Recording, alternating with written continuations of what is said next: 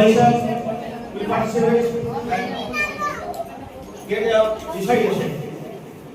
Please attention. হ্যাঁ আপনি আছেন তো আছে তো নমস্কার সকলকে যথাযথ স্থানে তাদেরকে সম্মান জানিয়ে আমার আজকের নিবেদন কবি সুভাষ মুখোপাধ্যায়ের জননী জন্ম।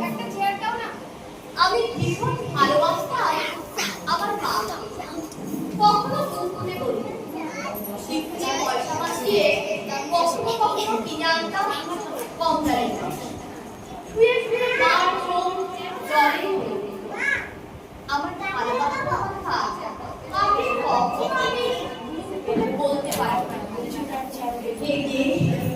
আমার জন্মী কেমন করে তোমাকে আমি বলি যে মাটিতে ঘর দিয়ে আমি দাঁড়িয়েছি, আমার মনে রং থাকলে তার আমি যা কিছু স্পর্শ করি সেখানেই জন্মী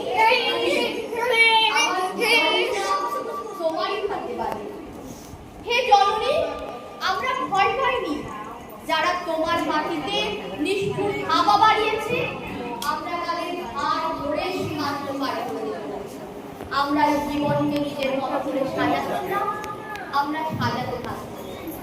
হে জননী, আমরা ভয় পাইনি চোখে আমরা বিরক্ত মুখ বন্ধ করে অক্লান্ত ভাবে হে জননী আমরা ভালোবাসার কথা বলে যাব। নমস্কার। Thank you.